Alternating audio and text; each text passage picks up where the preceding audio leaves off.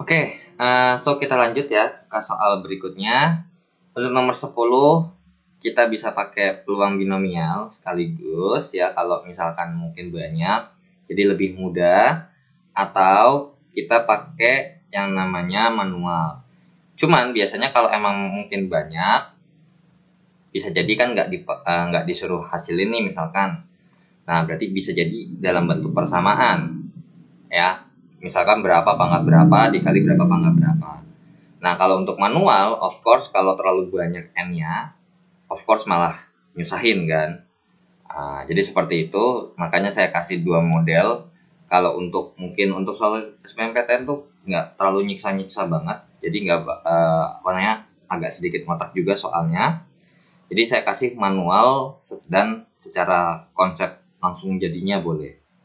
Karena kalau peluang binomial tuh nanti bisa juga kepake kok ya. Karena emang kalian belajar di statistik inference. Kita lanjut ke soal nomor 11. Bilangan prima P dan Q berbeda dan lebih kecil daripada 12.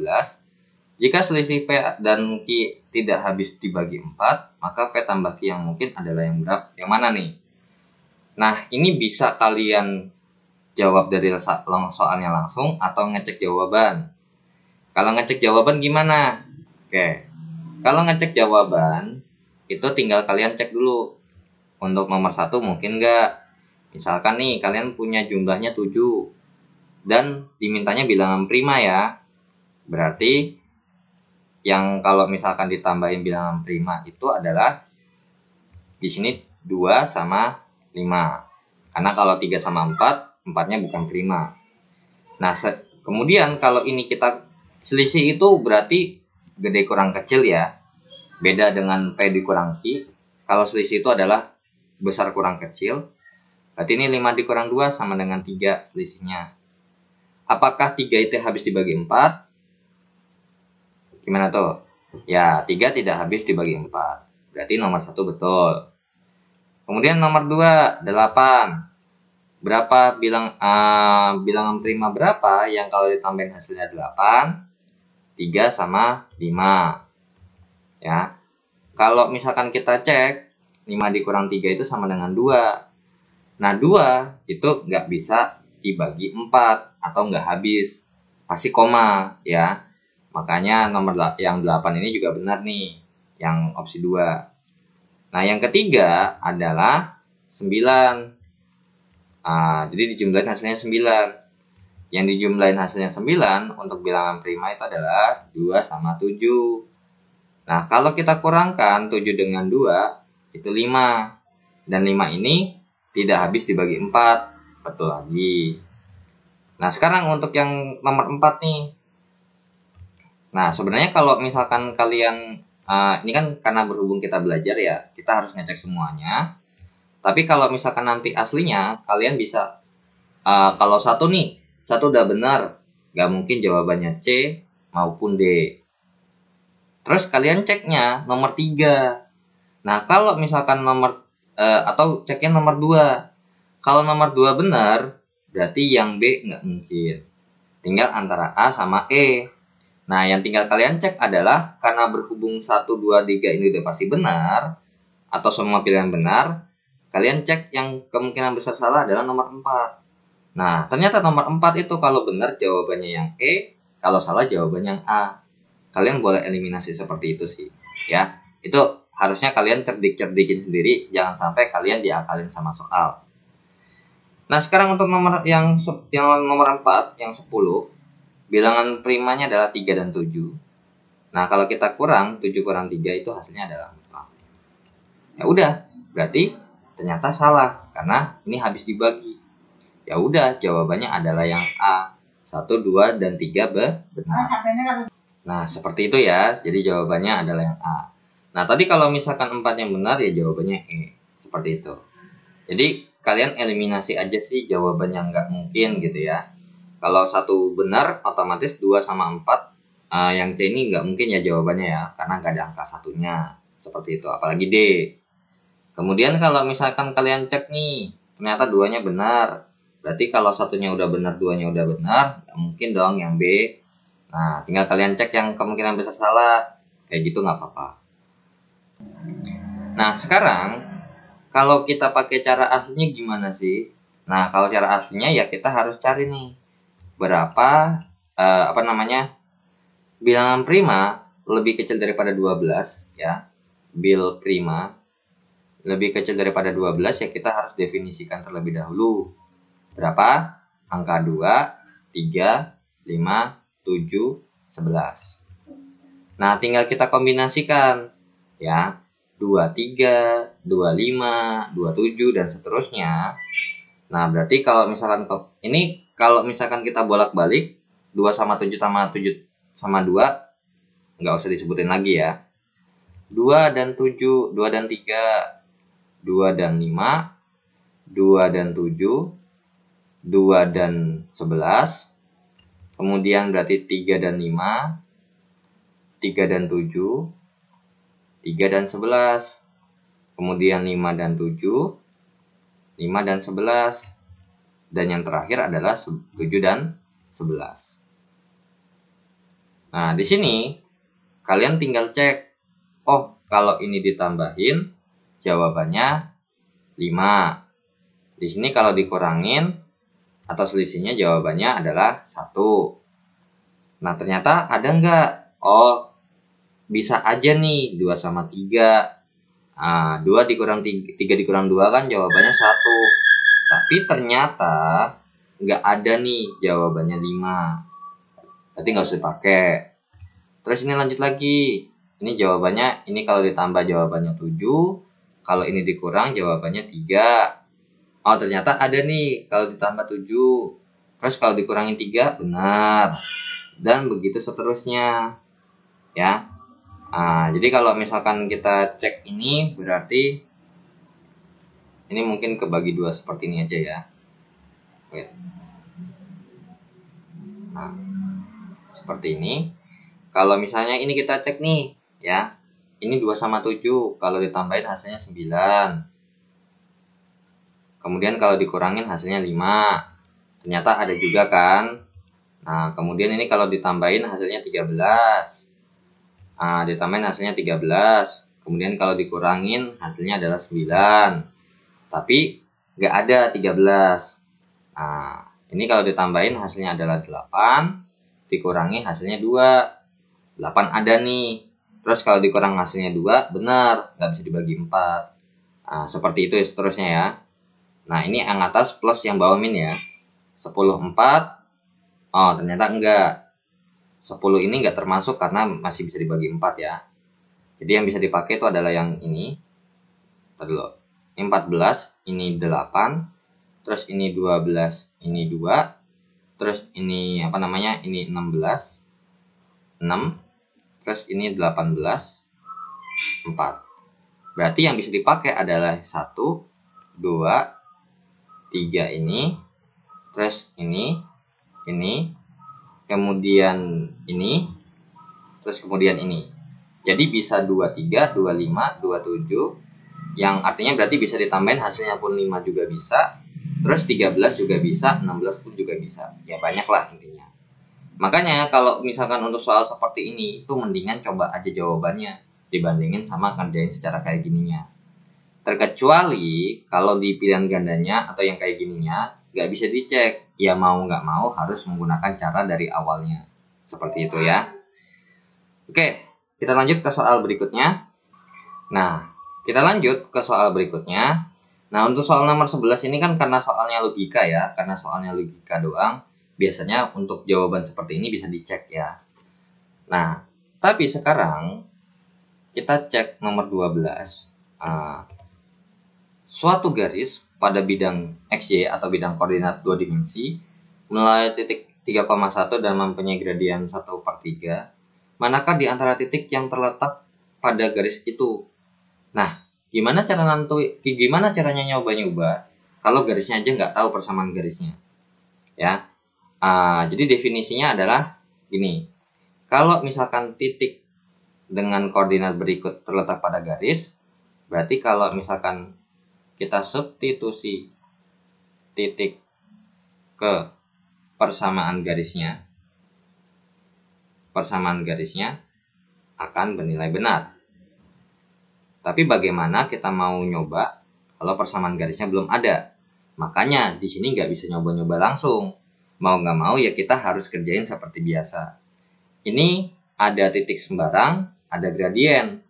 Rumus dasar dari persamaan garis lurus adalah Y dikurang Y1 sama dengan M dikalikan dengan X dikurang X1.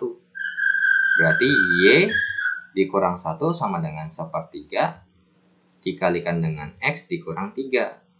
Jadinya, ini kita kali 3 dulu nih, biar gampang ya. 3Y dikurang 3. Ya, ingat ya di sebelah kirinya dikali 3 semua.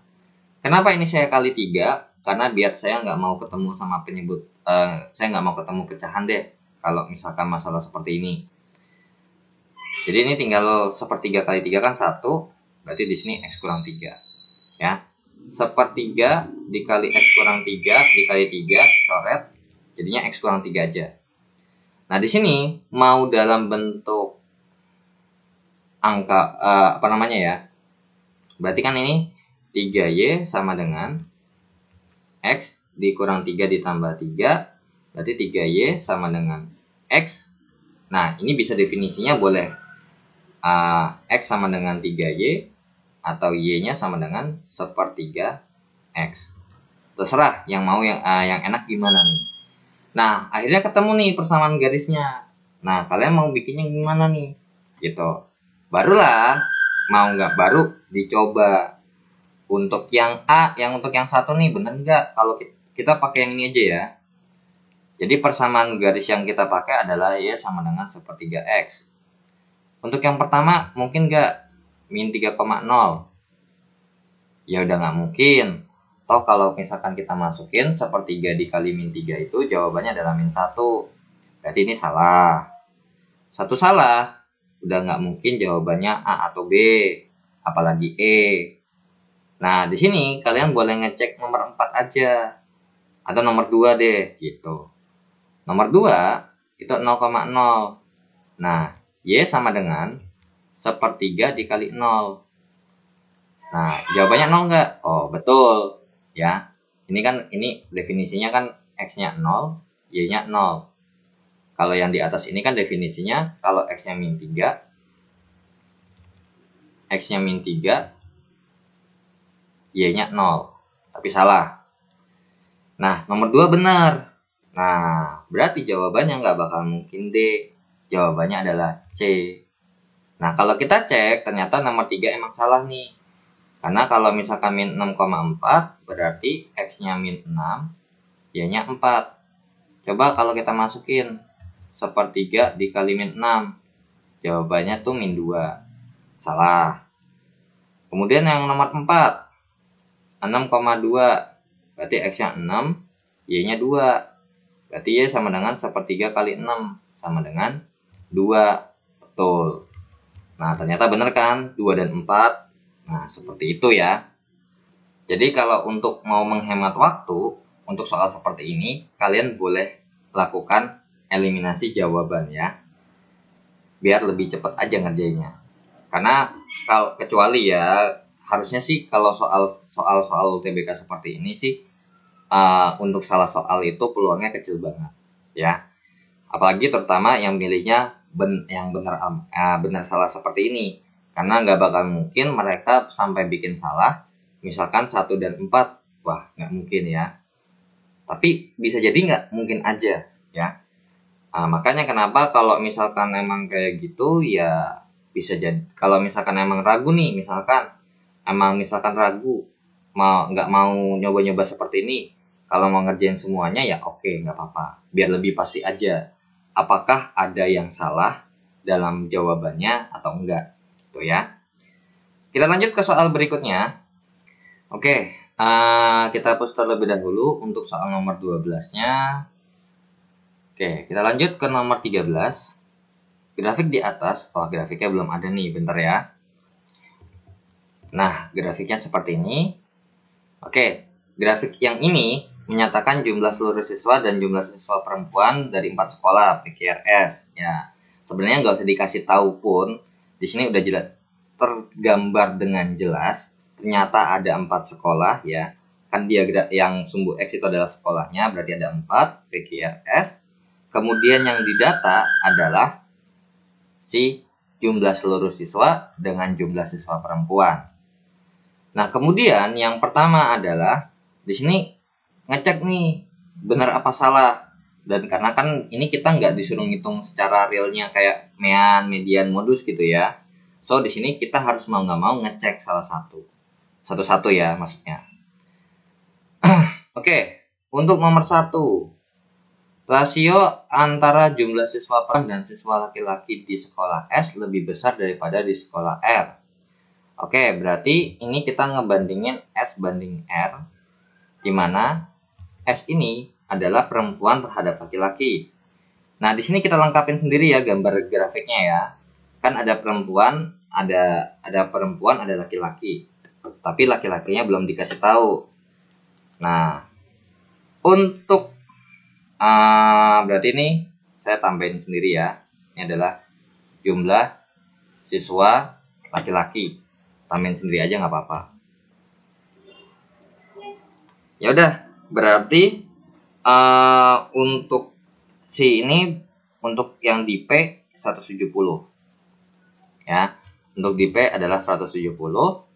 Untuk di Q ini adalah sekitar 90. Untuk di sini adalah sekitar 200. Untuk yang di R ini adalah 170 ya. 170. Dapat dari mana? Ya logikanya gini aja. Kalau misalkan seluruh siswanya 350, perempuannya 180, berarti laki-lakinya 170.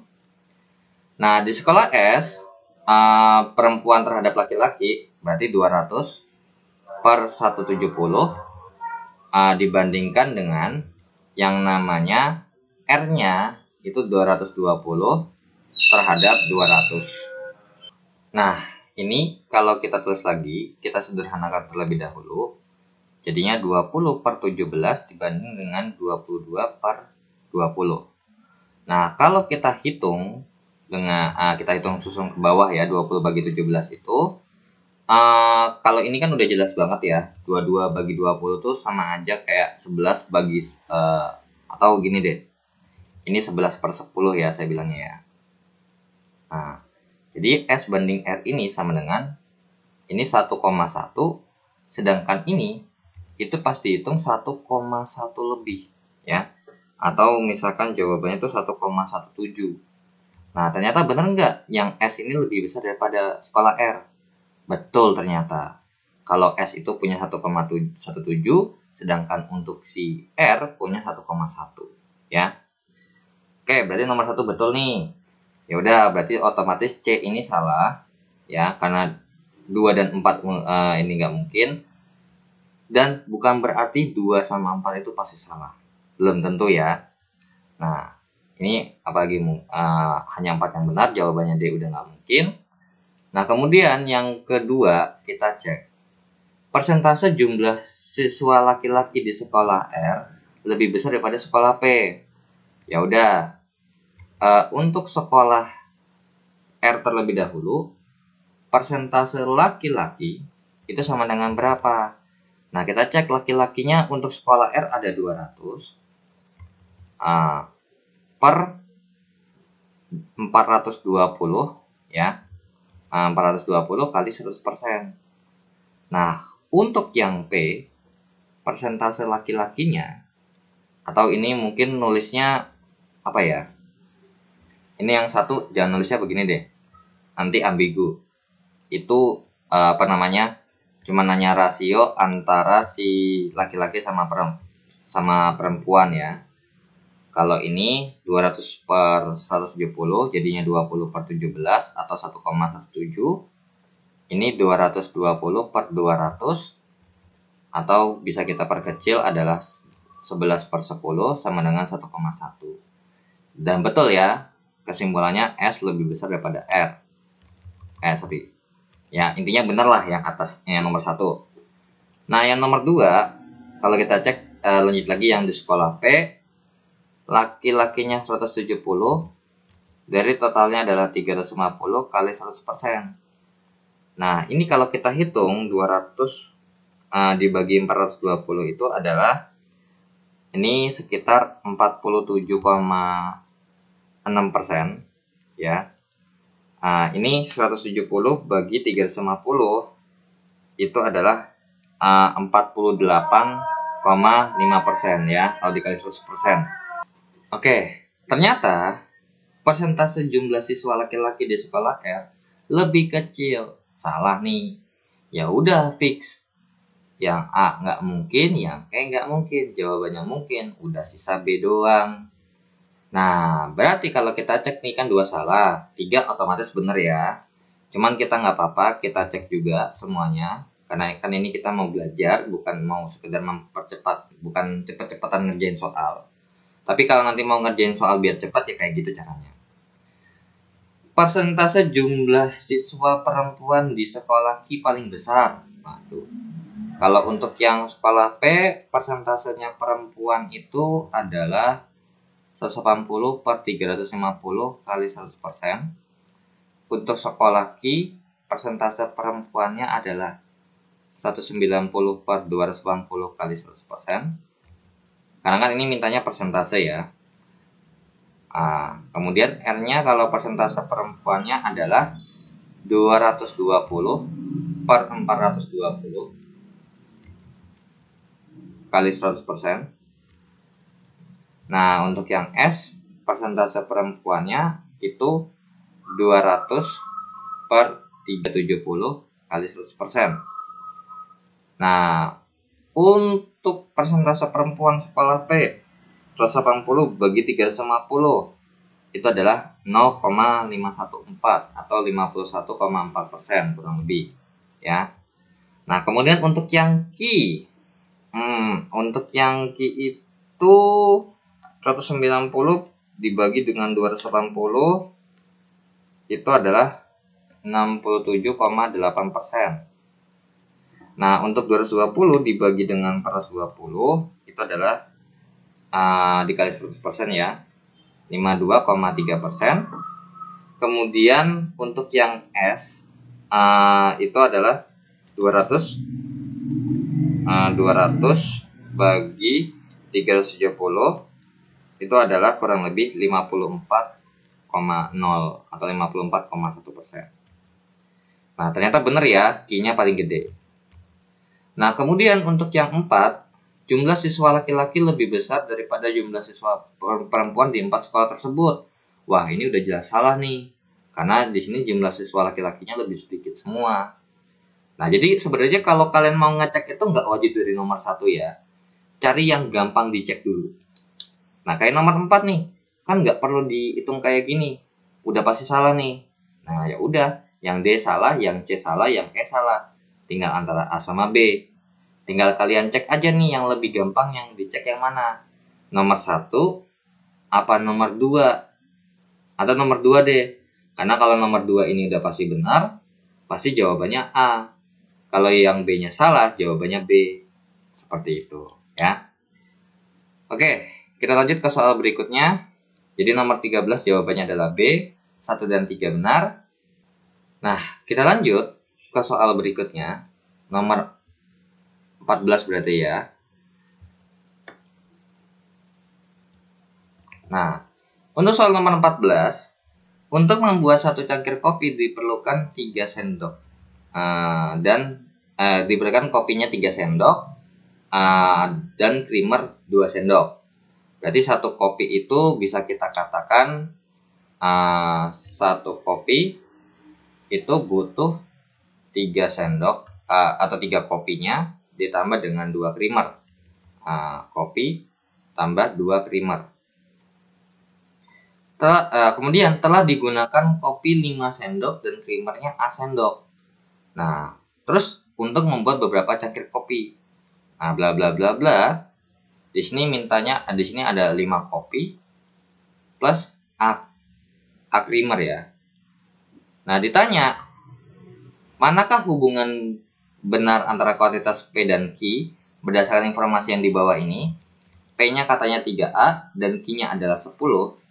Kita cek nih. Di sini kan cuma 3A sama 10-nya aja kan yang kita bicarakan ya.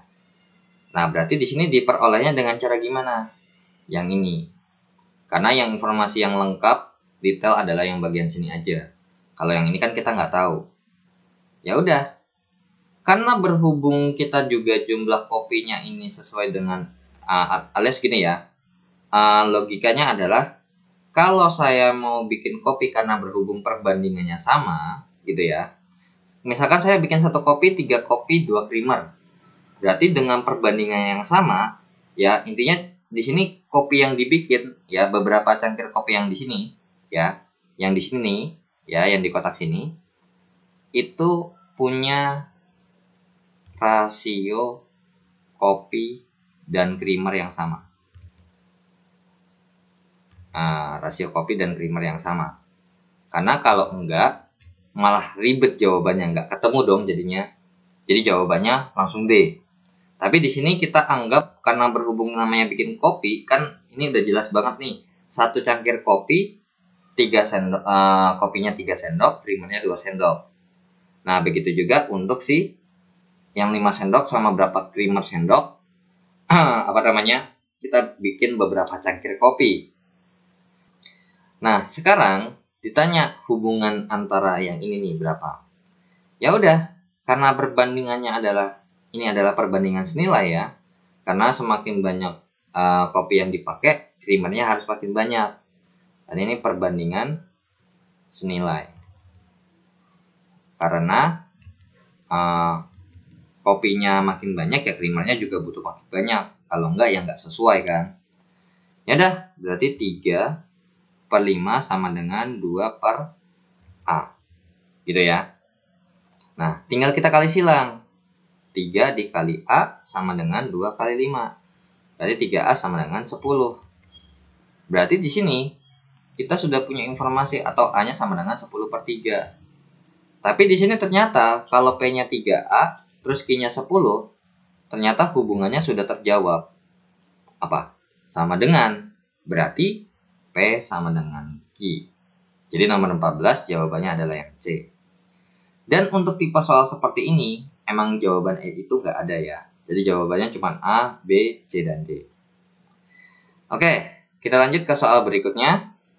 Nah, kita hapus terlebih dahulu untuk nomor 14-nya.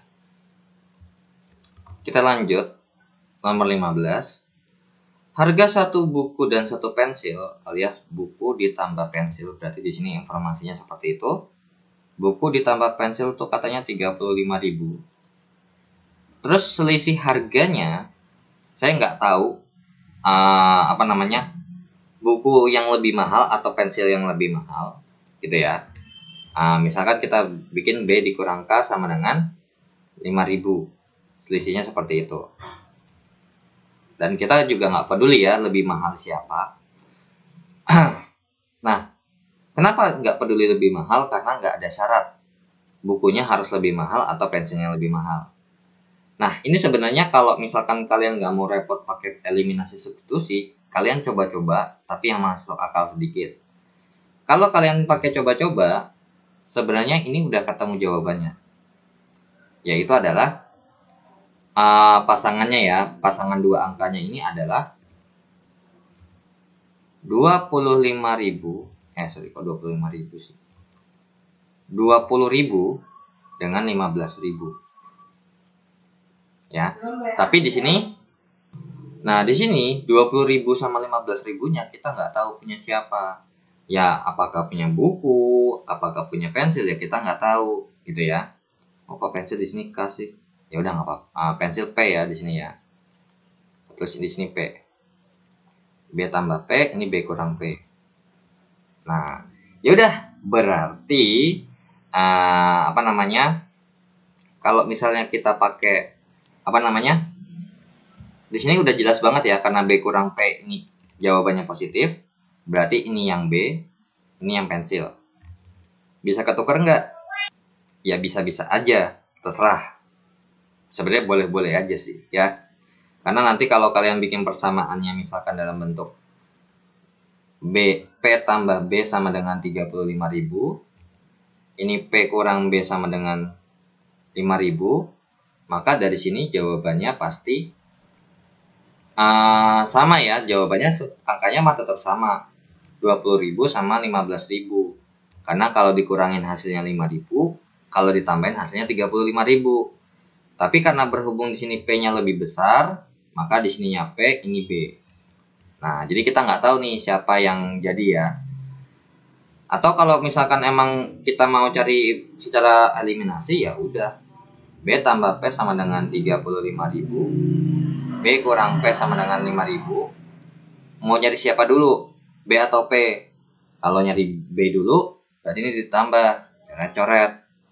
B tambah B, jadinya 2B, sama dengan 40.000. Berarti B-nya adalah 40.000 per 2, B-nya adalah 20.000. Berarti tinggal kita campur sama substitusi aja. Berarti B dikurang P sama dengan 5.000, 20.000, atau ini aja deh, B tambah P ya.